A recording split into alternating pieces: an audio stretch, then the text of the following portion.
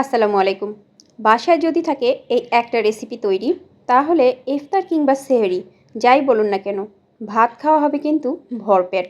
তো চলুন কিভাবে তৈরি করলাম এই রেসিপিটি দেখে নেই। কিছু শুকনা মরিচ সামান্য পানি দিয়ে ভিজিয়ে রেখেছিলাম, এটা নিয়ে নিলাম একটা ব্লেন্ডার জারে। সেই সাথে দিয়ে দিলাম দুটো মাঝারি সাইজের রসুন এবং 4-5টা শুটকি। সব কিছু একটু সময় নিয়ে ব্লেন্ড করে নিব। তো ব্লেন্ডার জারটা আমি কিন্তু অন করে দিয়েছি। এই শুটকির লাগাটা খেতে কিন্তু অসাধারণ লাগে। বড় জারটাতে দিয়েছিলাম, সব ছড়িয়ে যাচ্ছিল, তো আমি জারটা চেঞ্জ করে ছোট ব্লেন্ডারের জারটাতে একদম মিহি একটা পেস্ট তৈরি করে নিয়েছি। এই যে দেখুন পেস্টটা কতটা মসৃণ হয়েছে।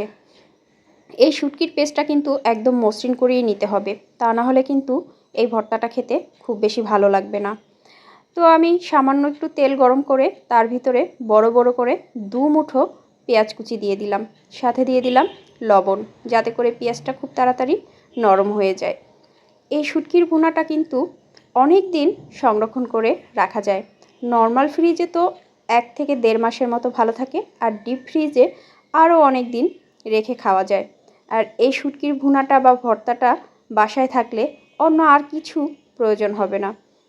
তো আমি কিন্তু তেলের ভিতরে শুটকির পেস্টটা দিয়ে দিয়েছিলাম, ব্লেন্ডার জারটা ধুয়ে কিছুটা পরিমাণ পানি দিয়ে দিলাম। এখন এখানে আমি সামান্য একটু মশলা দিব। এই মশলাটা কিন্তু অবশ্যই দিতে হবে। এখানে দিয়ে দিয়েছি 1/2 চামচ হলুদের গুঁড়া, 1/2 চামচ মরিচের গুঁড়া। এই হলুদ মরিচের গুঁড়াটা দেওয়ার কারণেই কিন্তু ভর্তার রঙটা অনেক বেশি সুন্দর হবে। এই হলুদ মরিচের গুঁড়াটা কোনোভাবেই স্কিপ করা যাবে না। তো আমি চুলার আঁচটা কমিয়ে শুটকির ভুনাটাকে বারবার নেড়ে চেড়ে দিচ্ছিলাম, যাতে করে নিচ থেকে লেগে না যায়। আর এটাকে অনেক বেশি পরিমাণে ভাজা ভাজা করে নিতে হবে।